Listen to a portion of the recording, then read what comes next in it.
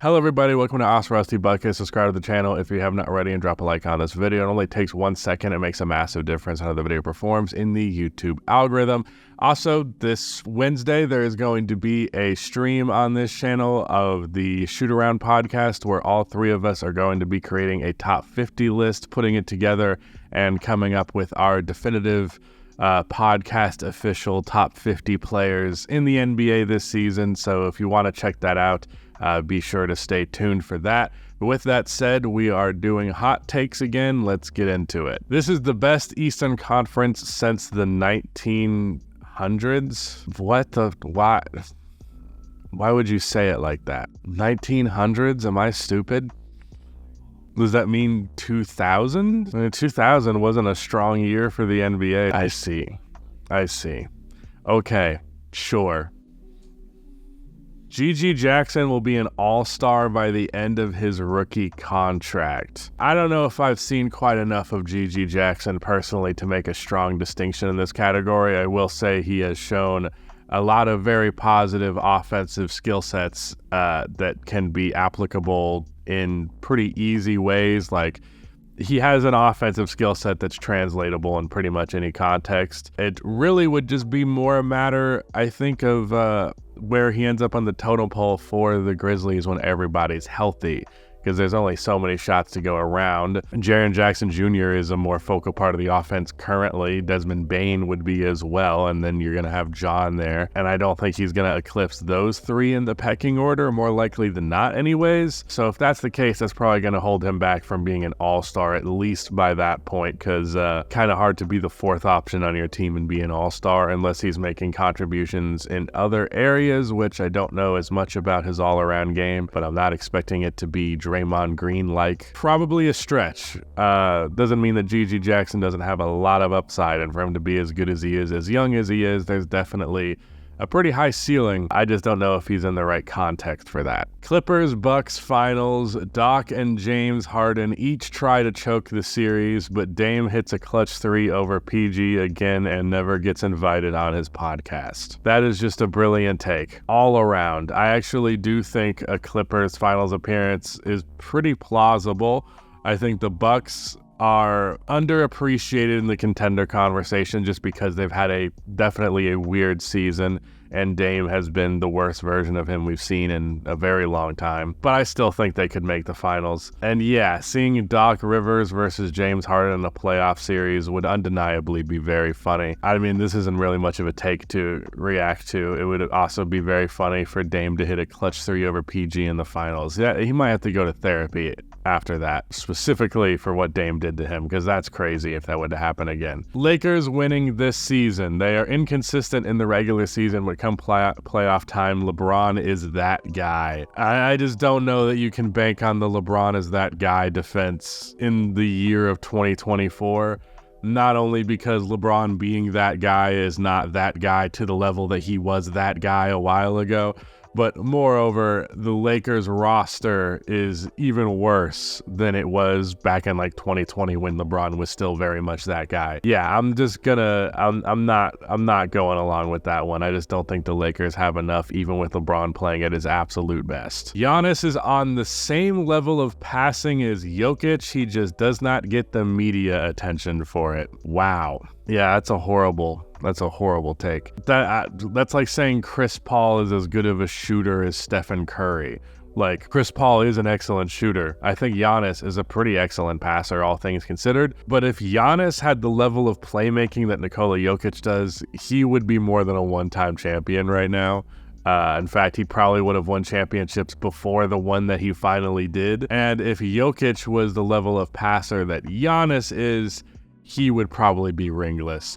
That's how much of a difference exists in their playmaking level. And that's not because Giannis isn't like probably, I don't know, like a B+ playmaker, which given what else he's excellent at, I think is plenty good. But Nikola Jokic, There's really only one other player that I consider definitely above him all time as a passer, and that's Magic Johnson. After that, you could convince me that Nikola Jokic is the second best passer basketball has ever seen. So no, Giannis is not on Jokic's level as a passer. That's a joke. Victor Wembanyama will be a top 5 player in the league his sophomore season. Top 5 might be a little bit high of a bar, a little difficult to achieve, but I think he can almost definitely be top 10. Even a couple of videos ago, as I was listing out players who were like definitely better than Wemby, I think I only got to 14 names. So I definitely think jumping into his sophomore year, if he makes a pretty significant leap, which I think he can literally make the superstar leap year 2, then yeah, he can definitely be in the conversation for being, right now I think it's like a top 7 to 8 guys in the league, really. That's like the most important conversation, and I think he can get there pretty much immediately. Top 5, I would guess he'd probably be in the 6 to 8 range. But top 10, yeah. Russell Westbrook should be the Spurs' highest free agent target. That's interesting. I do like the idea of that fit with Russ as the playmaker, but I would also rather see them shoot for something bigger in terms of the point guard department. I do think Russ would be fun there, and I do think that Wemby would benefit from his presence, even with Russ not having the scoring gravity that he used to. But I think I'd prefer something a little bit bolder than Russ, personally. PJ Washington is the next Aaron Gordon-esque player, not in how they play, but the type of trade being pulled. I guess you can just emphasize it as just like a power forward who's kind of the final piece, the missing piece, the guy that you traded for and was, not viewed as that big of a deal of a trade, but actually ends up working out to be rather significant in your franchise's history. I don't know if PJ can be quite as good as and impactful as Aaron Gordon, because Aaron Gordon is really fucking good. I do agree that PJ could be that type of guy for the Dallas Mavericks. I really am a big fan of his game. I have been a big believer in him for a while. I actually found this post from a couple of years ago.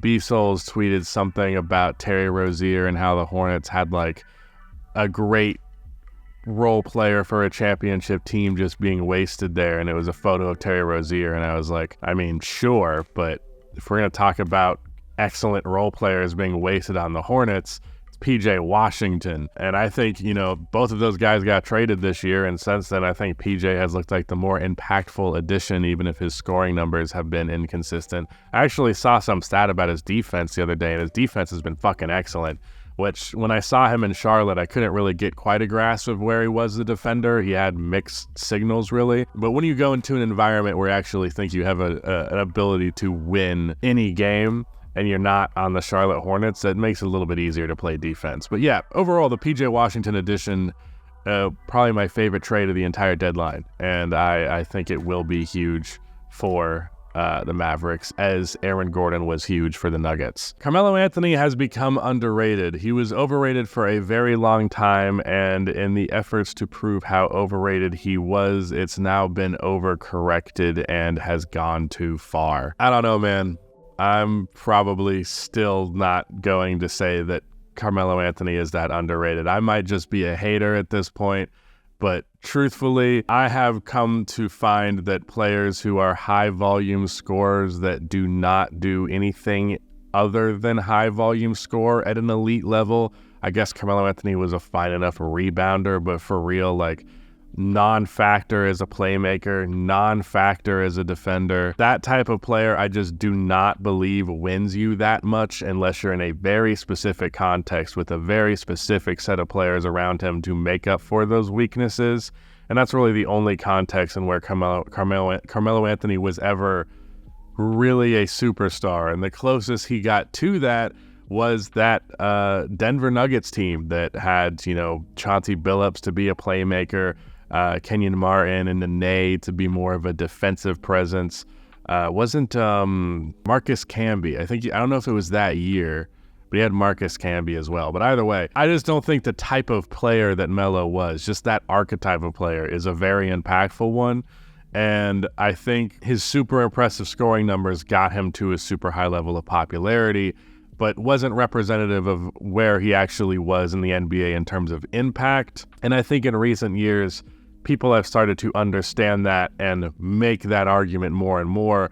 So I'm not at the point where I think Melo is overrated anymore, but I also don't think that he's underrated. I don't think it's overcorrected. I think it's corrected, mostly correct. Players like Trae Young, small ball dominant, high volume, not high efficiency with bad defense, cannot be a number one option on the championship team, regardless of how good they are outside of those aspects.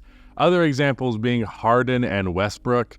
Those are horrible fucking examples, especially James Harden, because James Harden is not a small guard. Are you just saying small relative to NBA players? Because even then, James Harden was like the average NBA weight at the bare minimum. A little shorter than that, but like jacked. Yeah, no, that's...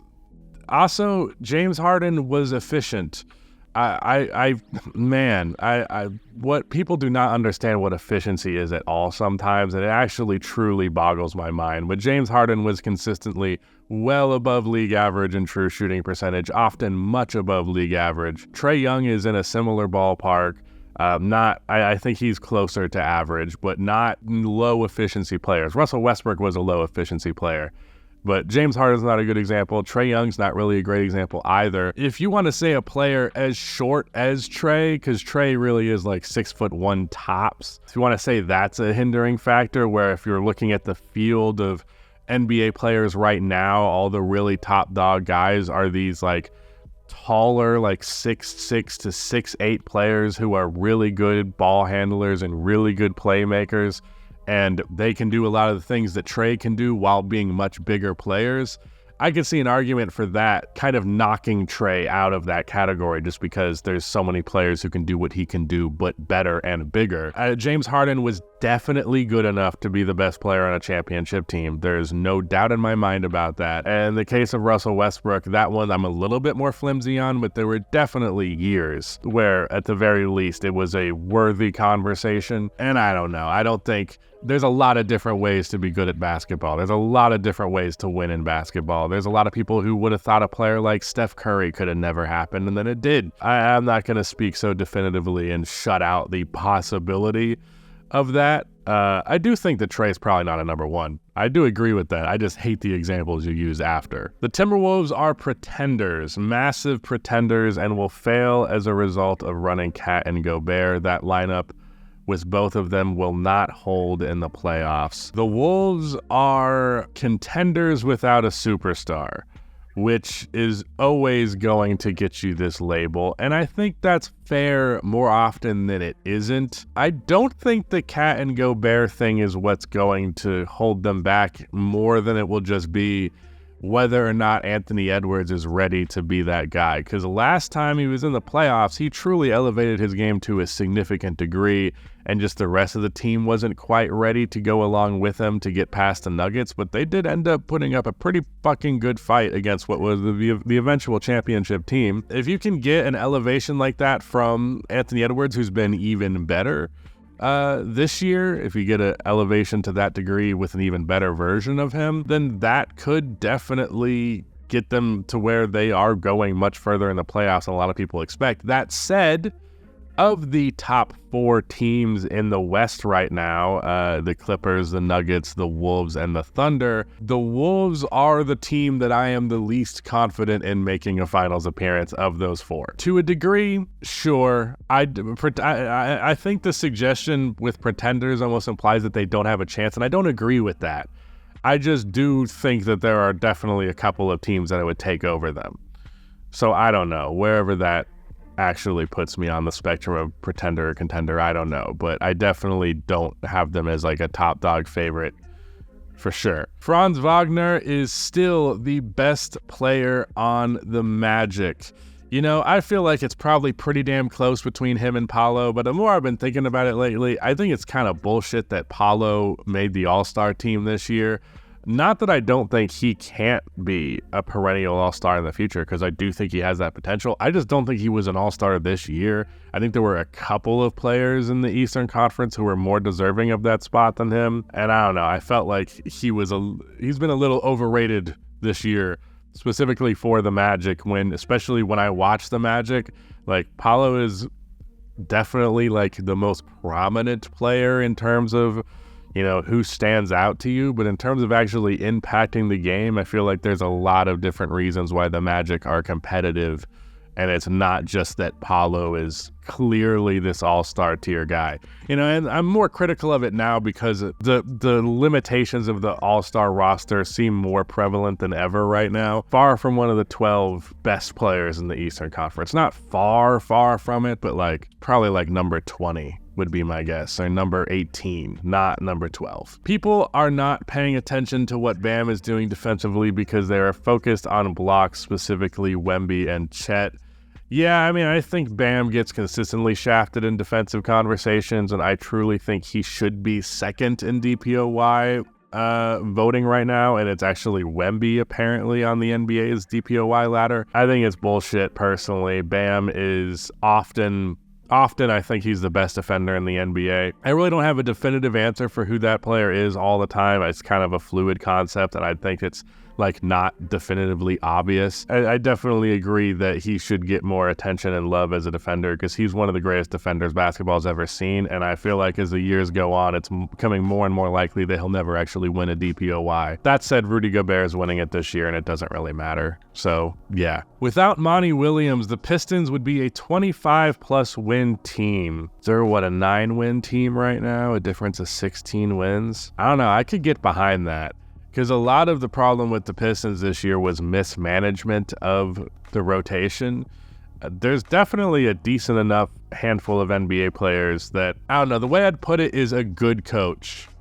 A good coach in place of Monty Williams could get them to be a 25-win team at this point in the season. But it's worthy of mention that not having Monty doesn't necessarily mean you're getting a good coach instead. It could be another shit coach and you have 11 wins. But do I think Monty Williams could have potentially cost this team that amount of losses where a regular good NBA coach wouldn't have? Yeah, I think I can get behind that. Monty Williams has been that bad. Truly apathetic, doesn't seem like he actually wanted the job, just wanted the money. So yeah, Monty Williams sucks. I agree with you on that. That is it. Shout out to Nick for editing this video, and goodbye.